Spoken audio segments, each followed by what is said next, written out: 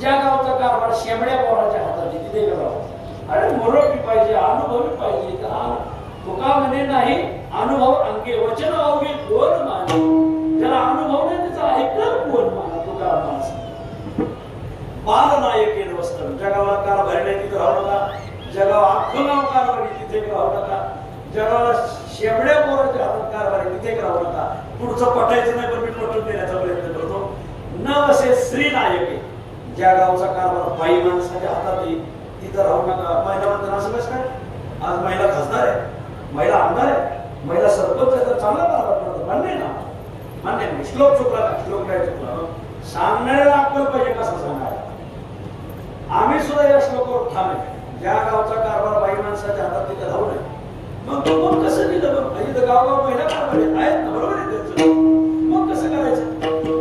बाई माणसाच्या हातात कारभार असावा पण ती बाई भारतीय असावी. नाही कळालं.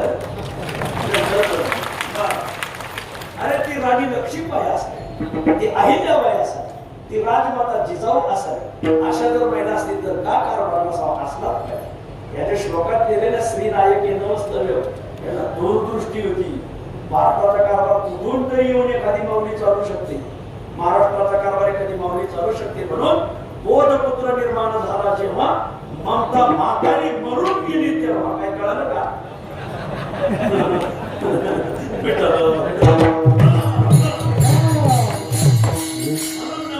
श्री नायकी वा पाहिजे लिहिलंय शास्त्रात.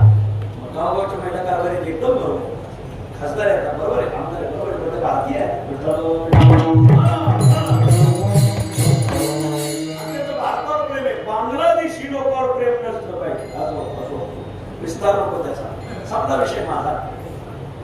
धर्मशास्त्र सांगतं कुठं राहू नये, कुठं राहू नये, कुठं राहू नये, कुठं राहू नये. मला कुठं राहू नये हे कळलं. राहावं कुठं हे सांग. एक डायबिटीसवर डॉक्टर पुढे गेलो. डॉक्टर सांगितलं तुम्हाला खूप शुगर आहे. मग सकळ दुःखाचे आगर आणि ते हे झालेसे शुगर. शुगर हे सगळ्या दुःखाचा आगर का त्यातलं नाही मात्यातलं बरं.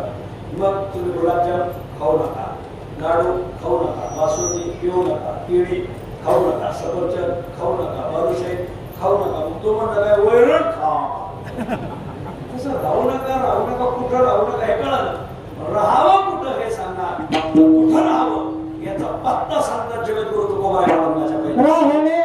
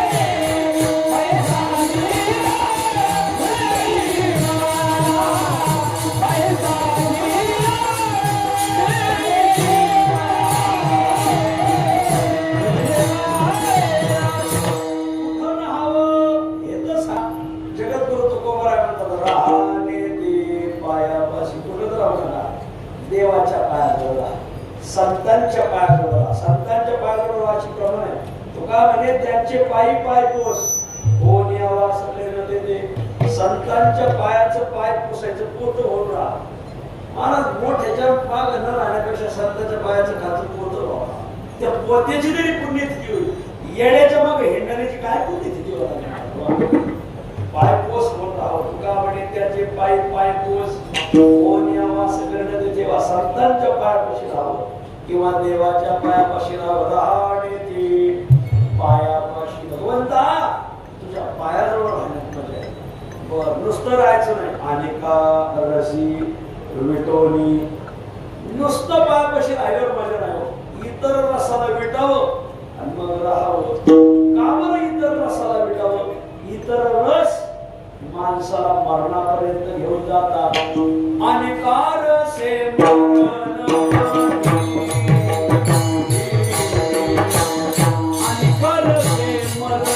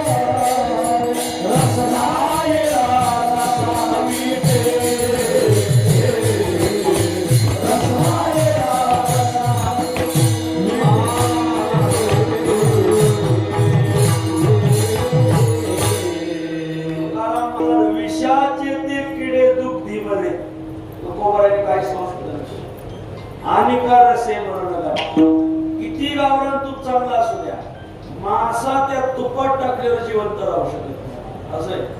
तसं आपल्याला जो रस आहे तो आहे नामरस, तो आहे भक्तिरस. सेवा आपले रस आपलं सेवा भक्तिरस तुका म्हणे तुकाराम.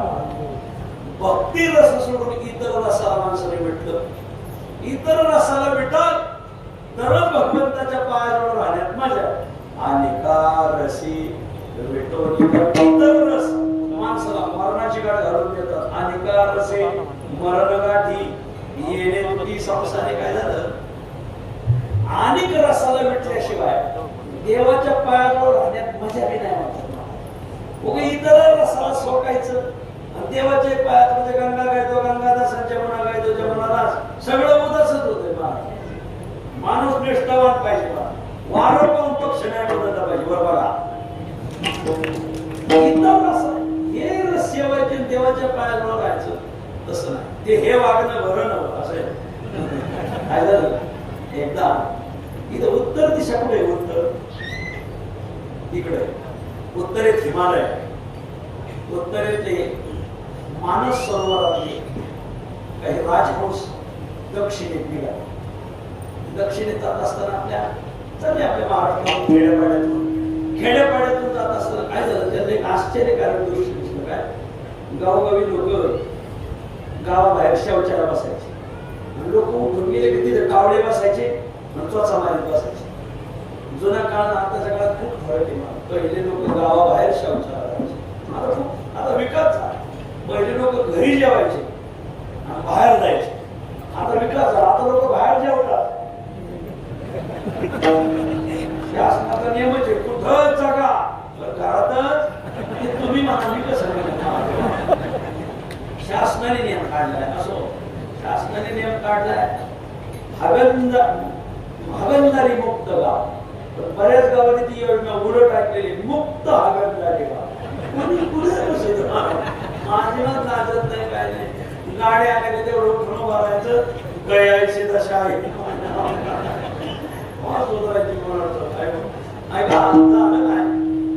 कावळे चोचा काढत बसले. ते राजहंसाने पाहिलं, हा पक्षी जातीचा अपमान आहे. आपल्याच बाकीतले खाल्ल्या वाड्यातले बघ सगळे राजहंस खाली उतरले. हे कावळ्यांना काय चाललंय ते म्हणजे आमचा नित्याचा आहार घ्यायचा. नित्याचा हे खाता रोज. अरे काय पागल का काय. एक सोडून द्या, आम्ही सांगतो ते खायला चला आमच्या बरोबर. कावळे म्हणजे तुम्ही कोण. आम्हाला राजहंस म्हणतात. कावळ्याला राजहंस मी ओळख नाही. असे गावगाव कावळे त्याला चांगली माणसं ओळखतच नाही. तुम्ही कोण. आम्ही राजहंस. बा हे आजपासून हे खायचं नाही. आम्ही जे खातो ते आम्ही तुम्हाला खायला देणार. एवढ्यात एक कावळा म्हणतात तुम्ही काय खाता. राजहंस म्हणजे गाथा नाही वाचला. गाथ्यात लिहिले कावळे ढोपरा कंकर इंदरा राजहंसाचा मोतियाचा किंवा मुक्ता फळे.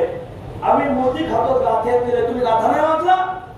कावळा म्हणला गाथा वाचला असता तर कावळा गाथा न वाचल्यानंच कावळे बर मग गाथ्यात दिले राजहंस मोती खाता आम्ही उत्तरेत राहतो बघ आजपासून तुम्ही खायचं बंद करा आमच्याबरोबर आत्ताच चला उत्तरेत चला आम्ही मानस सरोवर घेऊन जातो तुम्हाला खूप मोठी खाऊ घालतो कावळा मला थोडा कसं नका आज आपण मीटिंग घेऊ संध्याकाळी तुम्ही मुक्कामाला रामदास भावबंदाची मीटिंग घेतो भावबंदाच्या मीटिंगेत एक मताने ठराव पास करून आम्ही उद्या यायचं नाही सांगतो तुम्ही मुक्कामाला वाटतं तुमची नाश्त्याची सोय करतो राजहंस म्हणजे तुमचा नाश्ता मला परवडायचा आमच्याबरोबर मूर्ती राजहंस मुक्कामाला थांबले कावड्यांची रात्री मीटिंग झाली सहसा कावड्यांच्या मीटिंगला रात्रीच होता मीटिंग झाली बहुमतामध्ये कावडा बघा मंडळी आपण खातो हा आहार निंद्य वंद्य आहार घेण्यासाठी आपल्याला आमंत्रण मिळाले कोण पक्षश्रेष्ठ आपलं